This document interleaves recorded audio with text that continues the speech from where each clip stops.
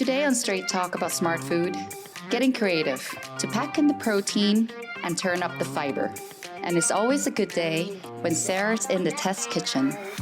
This is Straight Talk about smart food, a podcast about that fascinating place where food and science intersect. Hello, everyone. Welcome to Straight Talk about smart food. This is Tanya Jaradeshashai. I'm the Vice President of R&D at MGP Ingredients. I'm Jen Dunn Carlson. I'm a Senior Scientist in Product Development. And I am Sarah Fisher, the Food Technology Manager. Oh, all right. Today we are going to talk about my favorite subject, adding fiber. That's my favorite subject. And the second subject, adding protein in food. Yay. Yay. So the two food categories that I'm going to focus on is the snack part. That's why I have Jen here. And then on the bakery side, that's why I have Sarah. Awesome, great. So couple of questions to start with. I would like to know what kind of fiber and proteins are used in the snack and bakery. What's the common one? And I would like to know what are your favorite. Inulin is probably the most common you see in like bars and cereals. It's gotten quite a reputation as being like a good fiber. It's not my favorite fiber. It's fine. It's a fine fiber, right? It works like fiber. I don't know. I'm of two minds, right, when it comes to fiber. I like polydextrose a lot, even though it's not the most commonly used fiber, but like if you're trying to do it for sugar reduction or replacement, they have their limitations like most of them do. Yeah, inulin also has some sweetness to it too, right? A tiny bit. Yeah. They all will have some DE. Polydextrose is pretty low. Inulin, I think, I would have to look it up to be sure, but I think it's in that 20 DE range, but I don't remember off the top. It's not in there off the top. I agree with you. I cannot tolerate inulin myself. So that's one of my problems with it is that it has a pretty low digestibility tolerance. I mean, it's there, but because it's function, it does, but because you stack it in all of the products together, like the total fiber of inulin that you can consume, especially if you do it across several products, can be higher than. What's your favorite? At least, in the bakery area, if we add inulin, then sometimes it's a little harder to work with, at least for like the hydration of the inulin. Do you see that same kind of challenge in other areas? Well, it's sticky, right? It's hygroscopic, like most of them. I mean, of the, I want to say extracted fibers, right? Like inulin, polydextrose is hygroscopic too, so it can be real sticky to work with. Yeah, I find it kind of just makes a paste kind of thing versus if I use other fibers, like our resistant wheat starch, it acts similar to flour. So I find that just a little easier to use. Yep. It's interesting because like the application makes such a big difference, right? Like I love resistant wheat in baked products. Like to see it, like it's such a great way to like dose in fiber without really sacrificing function or browning or any of those things, right? Yeah.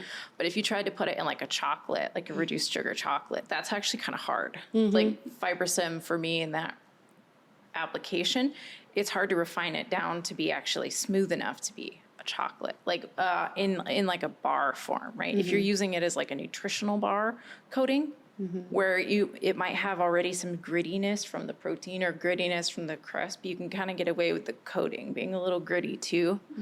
But fibers are notoriously hard in like chocolates and stuff because they, especially if you're talking like an inulin or a long strand of fiber, like a cellulose, right? It's really hard. They can string out and create like filaments rather than like breaking into pieces like a crystalline sugar. And so it'll create long filaments that will like squish out through the refining rolls, and then it'll still be gritty when you go to actually eat it. So when you do snack part on, you said inulin and polydextrose, you use that as part of the binding system, or how do you use those fiber? Yeah, so you could use it. You can use it as part of the binder. I wouldn't if it's like a protein bar, like a sort of in that Quest bar realm. You can sometimes integrate it as a powder, but it depends on what you're trying to do. Okay, I see. But I see as when you talk about putting fibersome type product, RS4 or other resistant starch into the snacks, I can see it not in the binding system, but maybe inside the crisp itself or as part of like the cookie part of, what do you call that, the cookie part? Like the Yeah, wafer. of the yeah, bars. sort of like the base bar. So if you have a layered bar where you've got like a Nature Valley type bar with like a nougat on top, and then that's drizzled and what have you, you can definitely dose that fiber in on the baked part, right? Where you can put it into like that and have it be a part of, it's a more, I want to say natural, but like it fits more Yeah. cohesively there Yeah. rather than trying to just like sprinkle it in on the binder. Yeah, sure. No, now I want to know about bakery. So, what's the commonly used one, and what's your favorite? So at least let's just talk about bread. That'll be a little Sure. easier. And we have done some studies adding different fibers to bread and, you know, how they react different, how it feels in the dough stage, you know, what's the volume like, that kind of thing. And so, of course, my favorite is that resistant wheat starch. I'm just so used to taking out the flour, putting in some of that RS4 wheat starch fiber sim, and then also supplement it with some of the protein too, wheat protein isolates. And it just seems like it works well. The dough, it handles well. And versus like when I'm trying to use inulin with it as well, it just more pastier. It has a different texture and feel to it. And then, right, we've done other fiber tests as well, like cellulose fiber, oat fiber.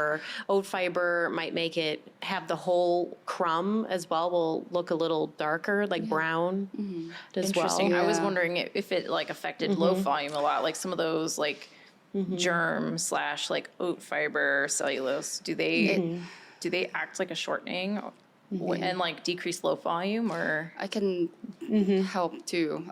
So back in my old life, I did similar studies comparing all the commonly used fiber in the market, put into a bread and what it looks like. One of the challenge, and I'm sure Sarah see the same thing, it's like you can add so much, not so much fiber. The cellulosic type, like cellulose oat fiber, you cannot add so much. And then the dough become really weak because these type of fiber requires a lot of water. So you have to add so much. So your dough have really weak dough and then you bake it off and then you have collapsed structure. sad It's a loaves. very ugly loaf. And oat fiber is sorry, oat fiber guys. It's probably one of my least favorite one to add into bread.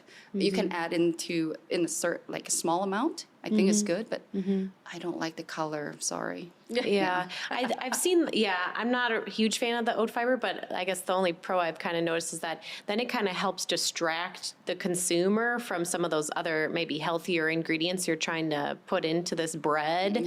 So then, you know, you kind of have one thing to be like, oh, that different flavor is from the oat, I guess. Then you kind of like point the blame on one thing, and I've then seen people are that. more okay with it, I guess. Yeah. The only place I've seen oat fiber really work, and even then it's in small doses, is actually chicken marinades. Yeah, because you can, when you're trying to reduce like phosphates or MSG not necessarily MSG, but phosphates, you can use that oat fiber, and because it has that long cellulosic structure, I think they might be able to get away with like citrus fiber too, but it creates that like filamental sort of like fibril-like structure that around the muscle fibers in the chicken when you vacuum tumble it. And so it kind of mimics that juiciness, kind of that bite that muscle meat has when you're trying to replace phosphates or reduce phosphates. But that's my only favorite way to put Fiber is fiber. good in pasta.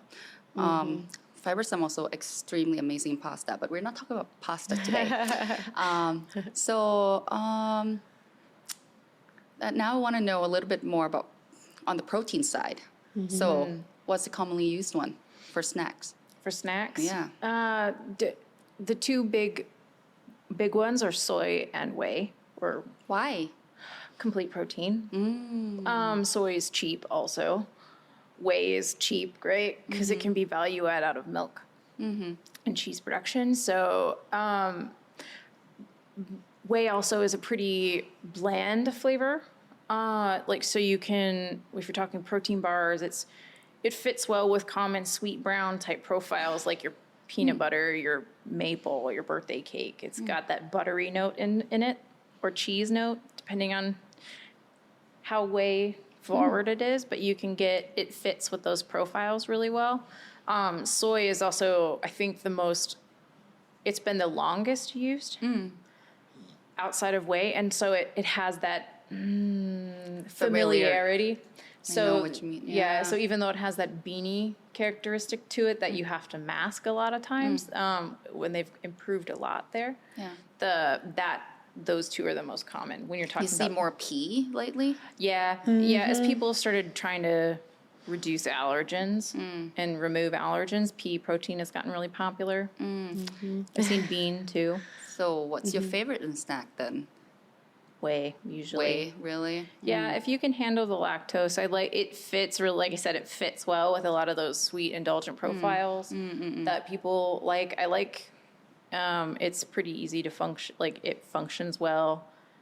It doesn't get super powdery. I think it ages pretty well too. So it doesn't get cardboardy or bitter as bad. That's what I was wondering on the functionality of some of those proteins and snacks like whey and soy, or what are you looking for functionally from those proteins to provide? Well, I guess in a bar, you want it to be pliable and you want it to be soft so that when you bite in it, it's not cohesive. It doesn't stick to your teeth. And a lot of this is in the formulation too, right? So if you use a really low DE corn syrup, it's going to be over time, it's going to get really hard. And that's one of the drawbacks with polydextrose is that even though it's a crystalline fiber, so it has that crystalline melt and glass transition, so it can reset sort of like sugar does. It's almost harder than sugar. And so it gets, at least that's how it feels. And so it gets brittle over time, gets hard over time. And so you want the same thing with the protein. You don't want it to get hard, and you don't want it to be powdery, and you don't want, you don't want it to be super sticky. So some of that is in the processing too, right? If you overhydrate your proteins, you're gonna be sorry. Yeah.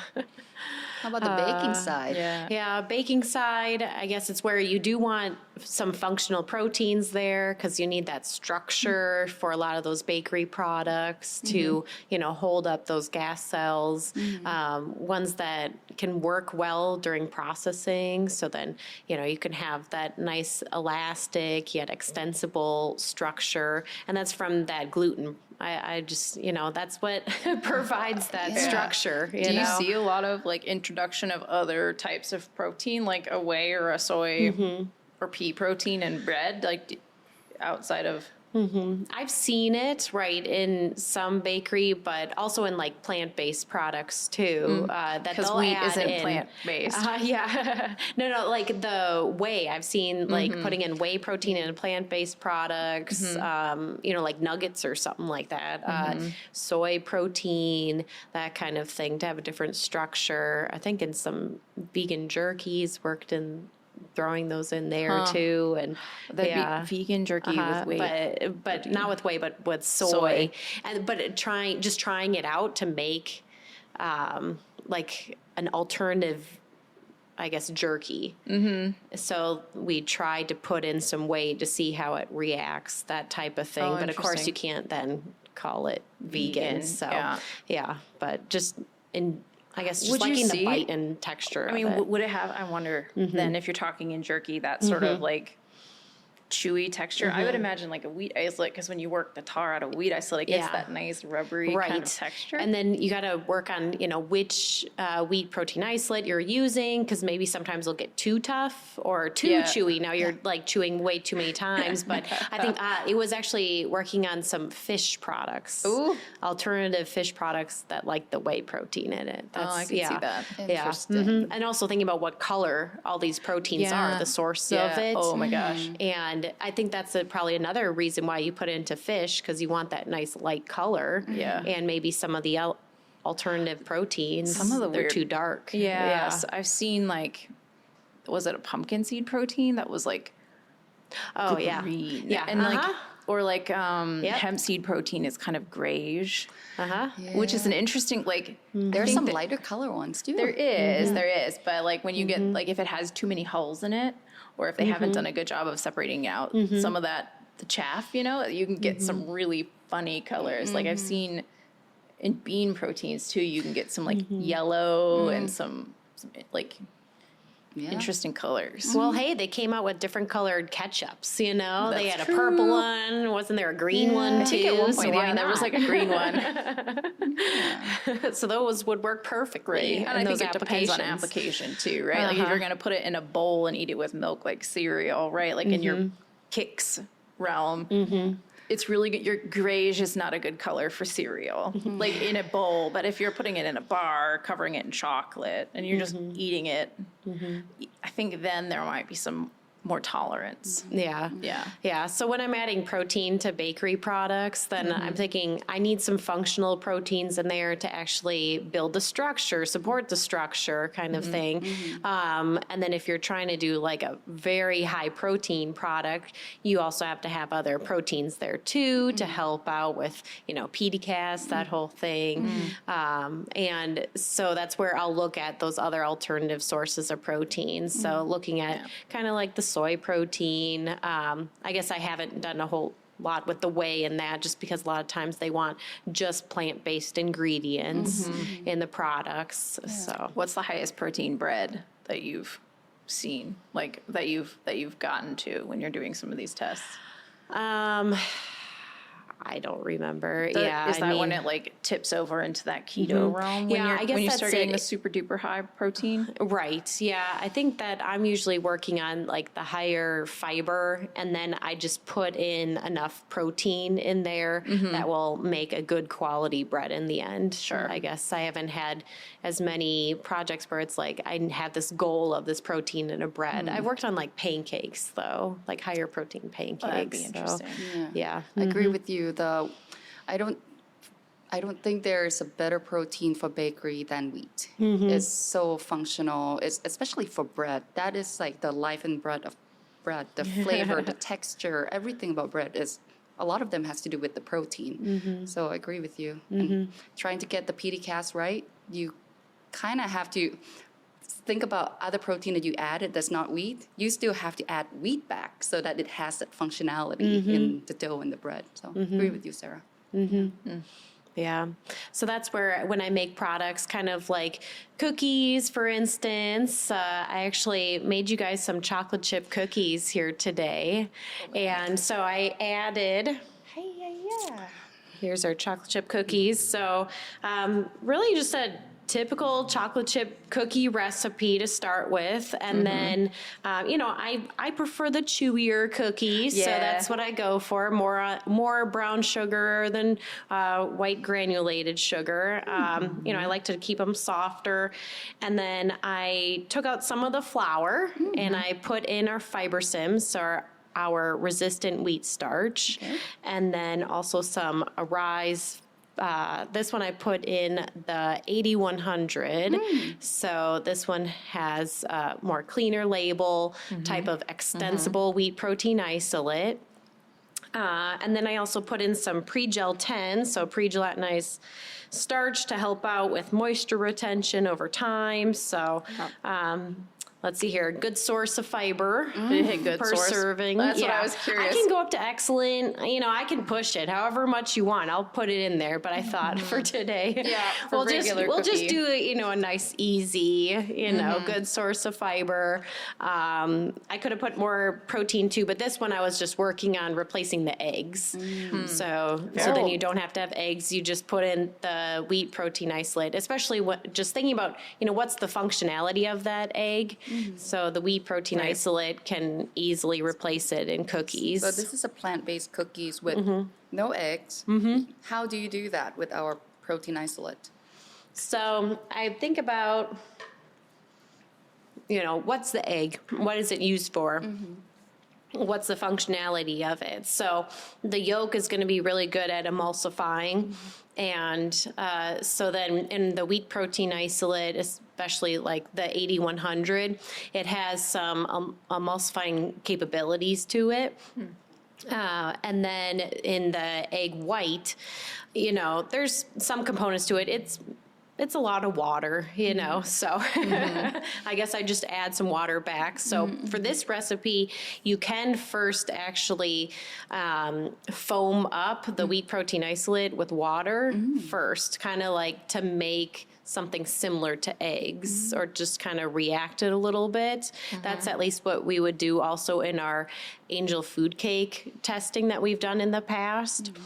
Where we have reduced the egg whites in angel food cake by 25% using our wheat protein isolates. So that's the method for that, is to kind of first, in the beginning, to kind of aerate it, because that's another good functionality that you get from the eggs. Yeah. So what, describe the cookies. What did you think about them? I was very glad. I mean, it definitely fits in that Toll House cookie realm, right? Right in that recipe. It was nice and soft. Yeah. And it was, it didn't taste like fiber. You know how when something tastes healthy and then it doesn't taste good? This one is healthy and tastes amazing. Yeah. Healthier, tastes amazing.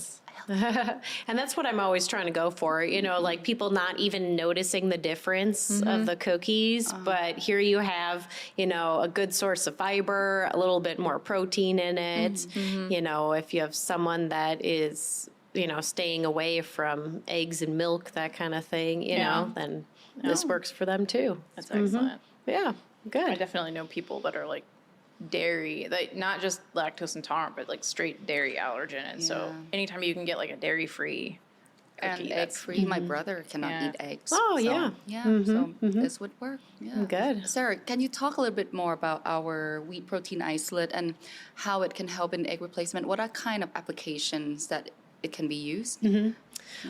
So cookies and angel food cakes, right? Also some other layer cakes too. We've worked on those. Trying to think if I remember all of them. Really, anywhere that you have that egg in a bakery product, we use can it at all. least reduce it. I'm not going to say that I can replace it 100% like I did here in the cookie, but it's definitely possible to reduce it. It's awesome. Well, that'd be nice because egg prices fluctuate with the avian flu. And again, the price of eggs is going up. Yeah, every time we think it's going down, we just keep. I mean, it feels like it's yo-yoing at this point. Yeah, and so that's where with the egg prices going up, and also even if you have liquid eggs or dry eggs, I've been replacing both of them, doing that in studies too, just to help prove that I can replace. Yeah, that helps with the allergen, the price, more consistent supply chain. So, cool. Well, this has been so much fun, Sarah and Jen. Thank you for joining me. And Sarah, I need more cookies. For sure. Many more. So this is Straight Talk about smart food. Thanks, everyone. MGP's food scientists are here to solve your culinary challenges. Contact us to discuss how we can help provide delicious solutions for you. Go to mgpingredients.com and click Contact Us. This podcast does not constitute professional advice, nor does it constitute any terms, guarantees, warranties, representations, or conditions to podcast listeners regarding MGP products and services.